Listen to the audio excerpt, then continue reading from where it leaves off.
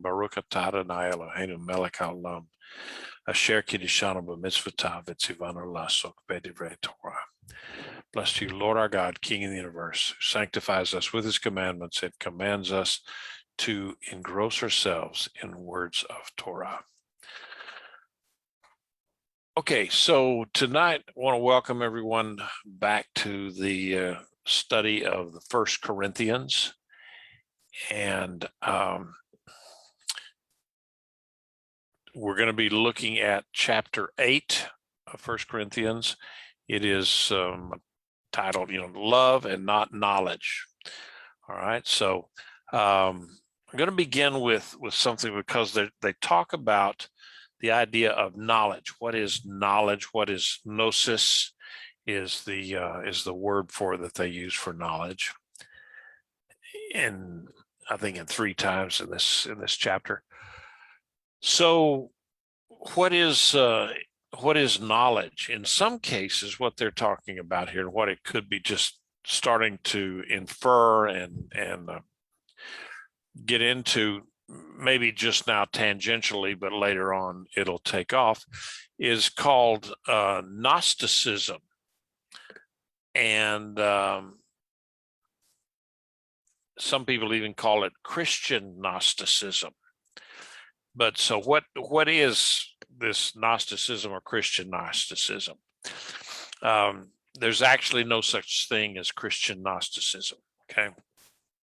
Because true Christianity, or our belief in Yeshua, and I know I get in trouble with all the messianics now because I happen to use the word Christian and Christianity. Okay, so anyway, that's where I'm at. But anyway, it's our belief system in Yeshua and Gnosticism are mutually exclusive systems of belief. The principles of Gnosticism contradict what it means to be a believer. Therefore, while some forms of Gnosticism, they can kind of claim to be Christian, they are in fact decidedly not so, not Christian. Gnosticism was probably the most dangerous heresy that threatened the early church, and they did that during the first 3 centuries. It was just getting started around this time that Paul is talking to the Corinthians. So it was a fairly new thing and just getting started.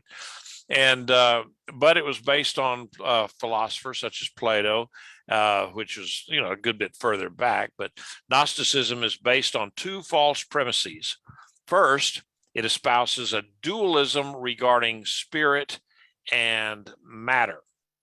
Gnostics assert that matter is inherently evil and spirit is good. As a result of this presupposition that matter is good or is evil and spirit is good, Gnostics believe anything done in the body, even though the grossest sin, has no meaning because real life exists in the spirit realm anyway. Okay. And second, Gnostics claim to possess an elevated knowledge, a higher truth known only to a certain few. Gnostics come from the Greek. Gnosticism comes from the Greek word gnosis, which means to know. And Gnostics claim to possess a higher knowledge, not from the Bible, but acquired on some mystical higher plane of existence. It's something like that we see a lot of in you see a lot of it today in the Messianic movement, and I guess in Christian circles too, where people will talk about how that they have received special, fresh revelation from the Lord, and it's a lot of times it's not. It's just something that they've read, and now that they have fresh revelation. Gnostics tend to see themselves as a privileged class that's elevated above everyone else because of their deeper and higher knowledge of God. So to discredit the idea of any compatibility between Christianity or the messianic belief and Gnosticism, you have to only compare the teachings on the main doctrines of the faith. Okay, and on the matter of salvation, for instance, Gnosticism teaches that salvation is gained through the acquisition of divine knowledge, which frees one from the illusions of darkness. And though they claim to follow Yeshua and his original teachings, Gnostics contradict him at every turn. Yeshua said nothing about salvation through knowledge, but by faith in him as Savior from sin. For he said, for it's by grace you are saved through faith, and not of yourselves, not from yourselves. It's the gift of God, not works, so that no man can boast, and not any can boast. I get tripped up trying to go from one translation to the other, because I learned everything in King James, and then so King James has been dead a long time. So is the language. So I do to get tripped up once in a while. Furthermore, the salvation that Yeshua offers is free and available to everyone. It's not just a select few that have acquired this special revelation and the secret words and the secret handshake and all of that kind of stuff. So the messianic belief, or the Christianity, asserts that there is one source of truth, and that is the Bible, the inspired, inerrant word of the living God, the only infallible rule of faith and practice. It is God's written revelation to mankind, is never superseded by man's thoughts, ideas, writings, or visions. The Gnostics, on the other hand, use a variety of early heretical writings known as the Gnostic Gospels. It's a collection of forgeries claiming to be the lost books of the Bible. Thankfully, the early church fathers were nearly, not quite, but nearly unanimous in recognizing these Gnostic scrolls as being fraudulent forgeries that, I don't know, they espouse false doctrines about Yeshua and salvation and God and every other crucial messianic or Christian truth. Now, there are countless contradictions and differences between the Gnostic Gospels and the Bible. Even when the so-called Christian Gnostics quote from the Bible, they rewrite verses and parts of verses to harmonize with their philosophy, and it's a practice that is strictly forbidden and warned against by Scripture. It says don't add not a jot or a tittle, don't take anything away. So and then the actual person of Yeshua is another area where the Gnostics and the believers they drastically differ. The Gnostics believe that Yeshua's physical body was not real, but only seemed to be physical, and that his spirit descended upon him at his baptism, and but it left just before his crucifixion. So that kind of a view destroys, not only the true humanity of Yeshua, but also the atoning action of Yeshua, because for Yeshua to have been, he had to have been truly God and truly human, and suffered and died on the cross in order for for him to be the acceptable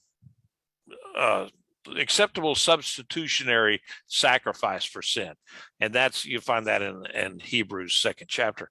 The biblical view of Yeshua affirms his complete humanity as well as his full deity. So anyway, the Gnosticism is is something that was just beginning. It was this idea that I got a whole bunch more stuff on Gnosticism, but I think I'll just pass on it. It was just something that was just kind of taking hold at this point. Paul could possibly see a little bit of it and look into the future and see how it was going to affect things. So he was trying to nip it in the bud right then, But anyway, that's one of the things that he had to deal with in dealing with the Corinthians. It was this idea of knowledge, and they're actually just almost the worship of the elevation of knowledge and so forth above everything else. So let's see, and I wrote down, and you have it in your outline what the Gnostic characteristics are. So we're not going to go in much into that because we don't believe that stuff anyway, and it's not a real. It's not a big deal today. I think more commonly and of a greater danger to us today is secular humanism and socialism and of course communism that we constantly have to ward against. Okay. Not only as just as people, but as believers in Yeshua too, because it's there's already people kind of going against us. To 1 Corinthians 8:1-3. Now concerning idol sacrifices, we know that we all have knowledge. Knowledge puffs up, but love builds up. If anyone thinks he knows anything, he doesn't yet know as he ought to know. But if anyone loves God, he is known by him. All right. So Paul he uses right at the very beginning of this verse, now concerning. Okay. In the Greek, it's called the words are peri de, and that means just exactly what it says, now concerning, or with regard to, or okay, now let's get on this. Basically, he's just saying, okay, let's change the subject and go on to something else. And this, at this point, he's talking about the knowledge that these people have. And again, this may be one of those Corinthian slogans that Paul talked about, and so he's having to address that, and part of it he comes down and says, well, we all possess knowledge. We're smart, we're educated, we have knowledge, but what are we going to do with it? And so actually there are some differences in some of the early texts that kind of confuse the actual meaning of the knowledge that he's talking about. But I think a lot of it is just Paul's talking about worldly knowledge as opposed to spiritual things and spiritual discernment. All right, so and in this case here, he acknowledges also that we all have this knowledge, and he points out that that knowledge. It's one of the funny things that he says, that knowledge is inflated, like this guy in an air suit, dry suit, get kind of inflated, but love is solid. Okay, so I had in my comment, it's like the difference between a balloon and a bowling ball, in terms of they can be the same size and relatively the same shape, but one of them, it only takes just leaving it alone, and maybe the next day it might have just completely deflated, whereas that bowling ball is going to it's going to still be around halfway into the millennium. Okay, so that's where Paul is saying, he says, your knowledge, it's just blown up, it's puffed up, but it's more like if you have love, That's the real foundation. Okay, so then he goes on to say that, okay, if any of you thinks he knows anything, then he doesn't yet know as he ought to know. This is one of those deals where when people, a lot of times, people get so educated that a friend of mine, Dr. Jeffrey Seif, who now has, I think he's got 2 PhDs in Jewish stuff, Jewish language, the early Hebrew and linguistics and all that kind of stuff. And now he's got a PhD in criminology, because he's also, his whole life, every Thursday, he would take off his teaching hat and put on his policeman hat, and he was a policeman for 30 years or something like that. But anyway, he has said, I've heard him say it several times, that with all of his education, and he is just an incredibly smart guy and educated, he says that the more I learn that I don't know. And so he's one of those rare ones that he does not get puffed up by all of his degrees and stuff like that. In fact, I borrow a word from him all the time when he talks about people and their PhDs and how they act sometimes, that he says they are these PhDities. And so that's just, his idea of that is that, yeah, I do. He says, I learn more and more about less and less because you're so specialized in your PhD that you're doing. He said, pretty soon I know everything about nothing. And so he's got a good handle on that kind of stuff. So, and that's what Paul is saying here. He says, you're getting so smart, you don't know anything about nothing. And so that's kind of trying to pop that balloon a little bit and get them back down to earth.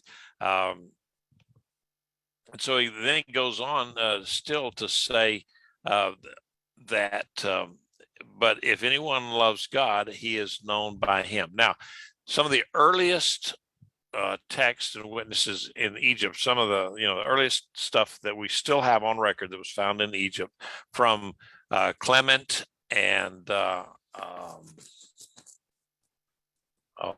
can't think of the other guy's name right now, but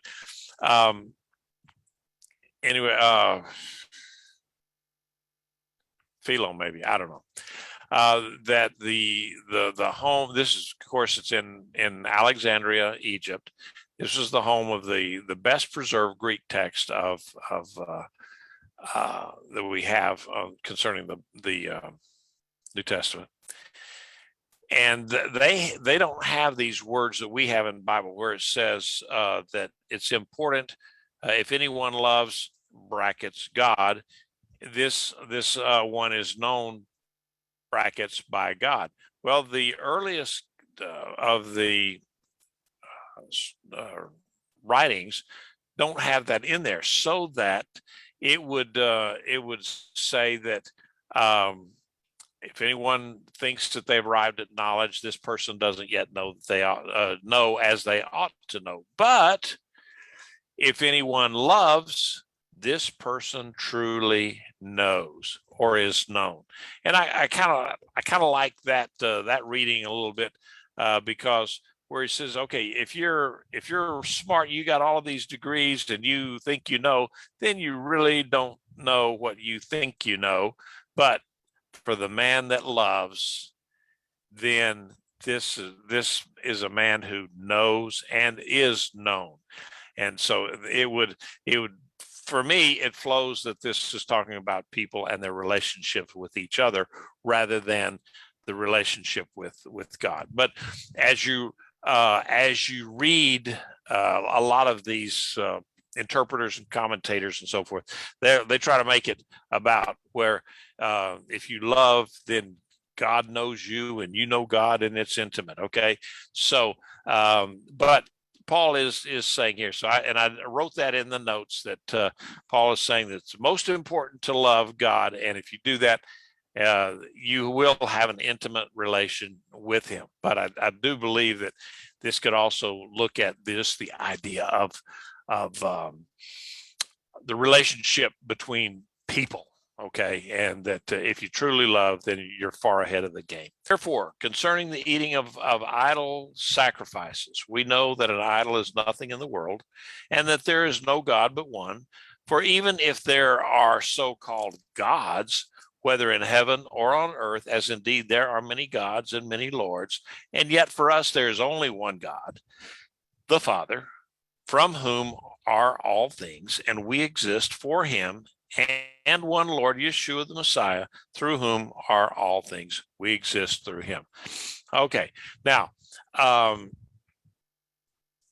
now is resuming his discussion of knowledge after kind of going off the rails, went down a rabbi trail there on verses 2 and 3, so that he could comment on the superiority of love over knowledge.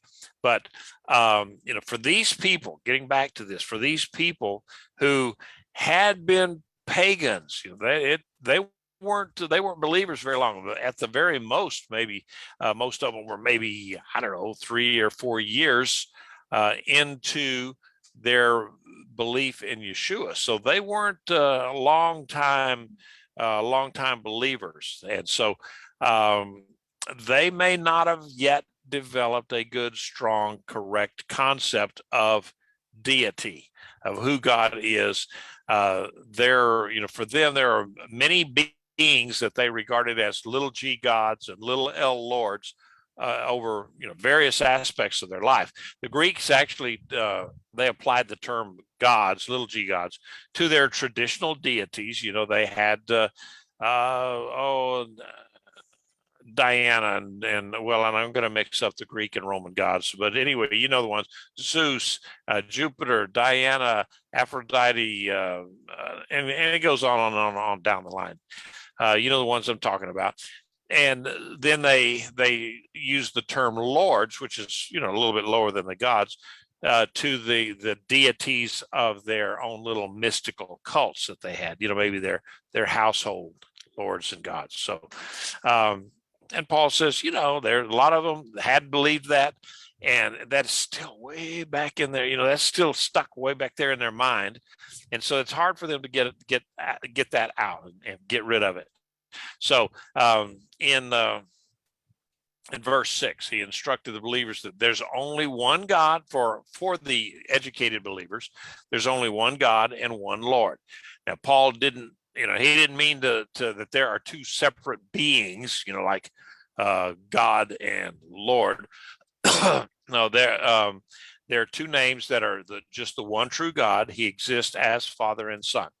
And the scriptures establish the deity of Yeshua in a lot of other places. John 1:1, where in the beginning was the Word, and the Word was with God, and the Word was God. And then several others. John 1:14, John 10:30, and there again, it just goes on and on. Paul didn't argue that point here, but simply stated that the Son's equality with the Father and within the Godhead. Okay, he didn't get wound up in that, and so the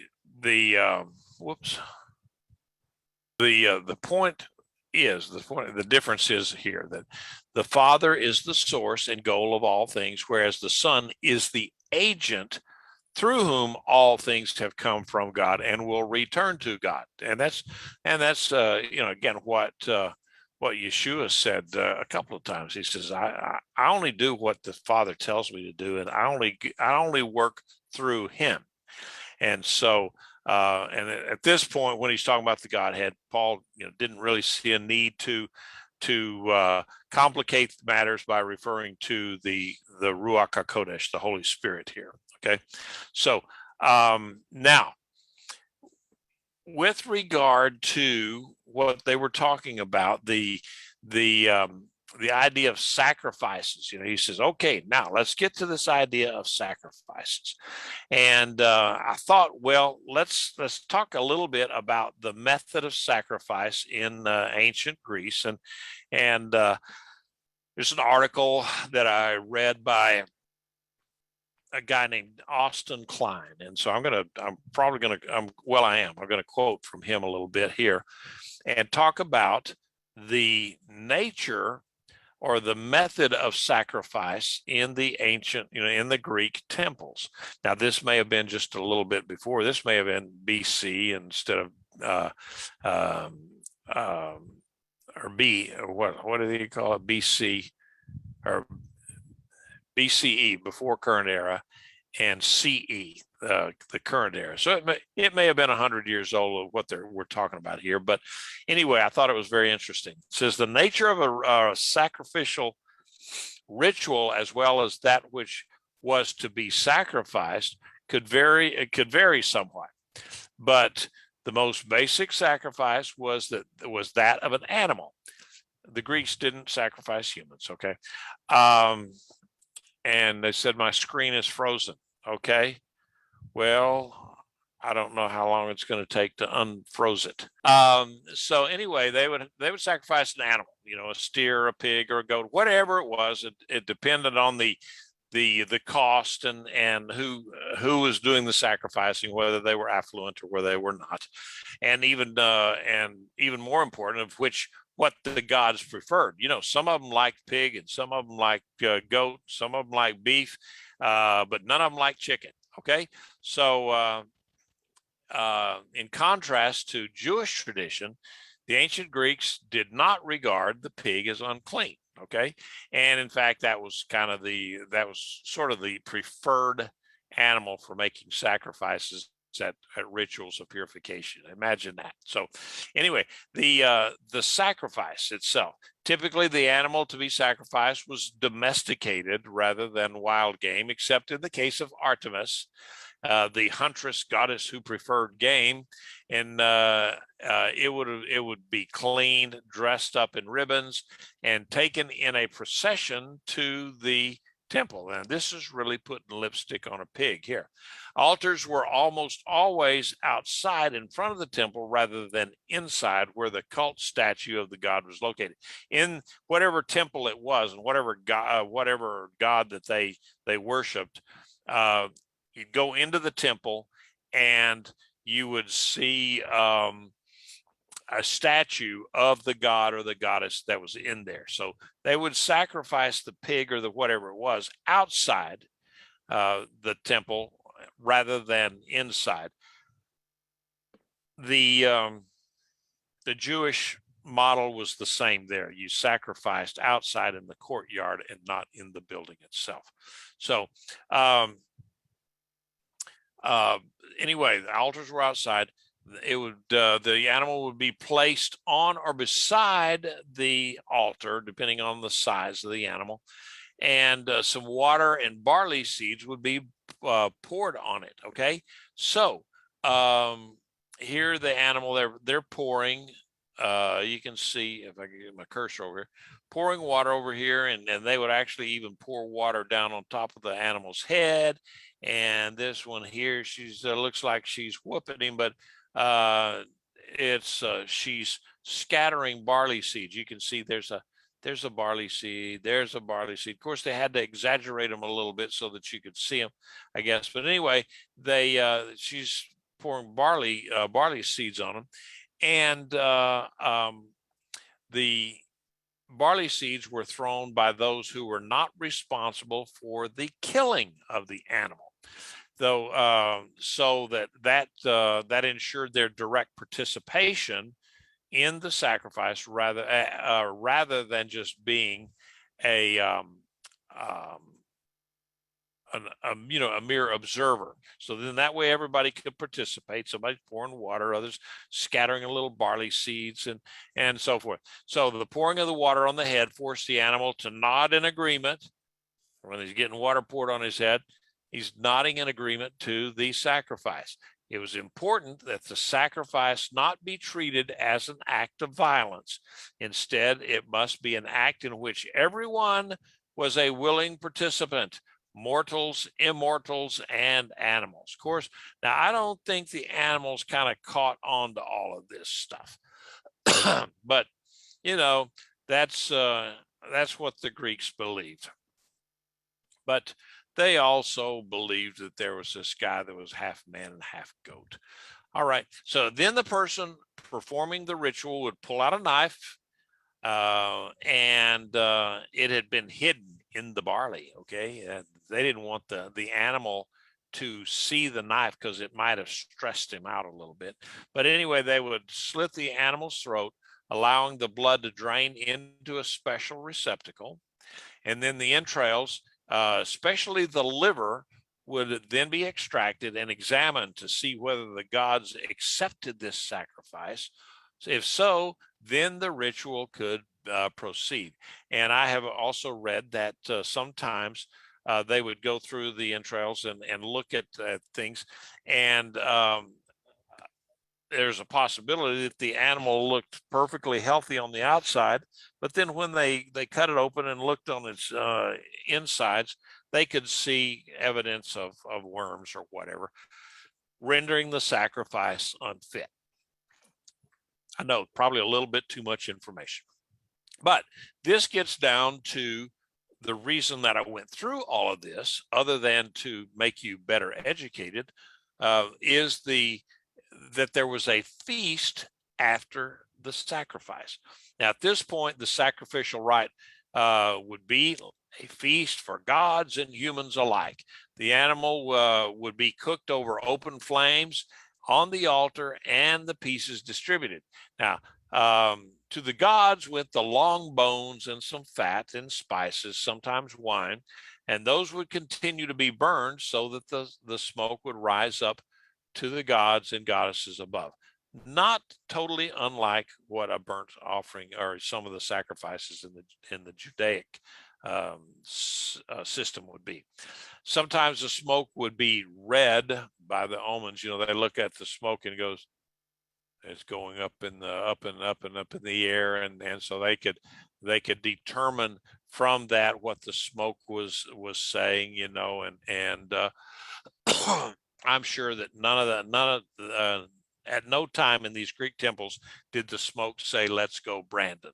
But anyway, it was it was normal for the ancient Greeks to only eat meat during a sacrificial ritual.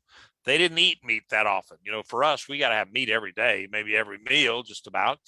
But for them, it was a treat. It was something that they didn't eat very often. It was only when they would do these sacrificial things. So everything had to be eaten there in that area in the temple, rather than taken home, and it had to be eaten within a certain amount of time, usually by the evening when the sun went down.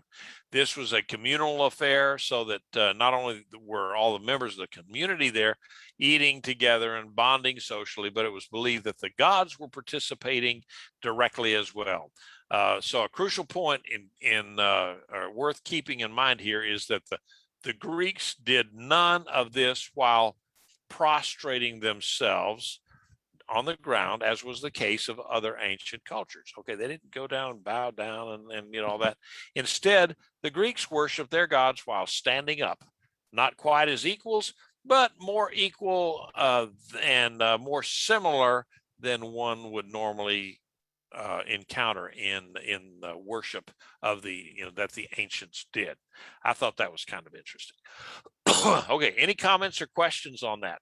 Let's go ahead and okay, here's a picture of a temple, and I can't remember what the name of this one was, but very well preserved. If you ever are in Nashville, they've got a copy of a model. Well, it's a full scale model of the Parthenon in Greece, and that's pretty interesting to go in there and look at that if you're ever in Nashville and get tired of country music. Okay, going ahead with verse 7. But that knowledge is not in everyone. So some, so accustomed to idols up till now, eat food as an idol sacrifice, and their conscience, being weak, is defiled. But food will not bring us before God. Are no better off or no worse off if we do not eat, and no better off if we do eat. So Paul is saying here, let me advance that. The traditional interpretation of this verse is that every believer should know that there are no other gods except the one true God. We can agree with that. Some of the Corinthians, though, because of their previous belief in idols, had difficulty kind of shaking away from that, getting away from that, and they still had a false guilt about eating meat that someone had previously dedicated to a heathen deity. Now, they thought that they were doing something wrong, even though they were not. I mean, they're just eating.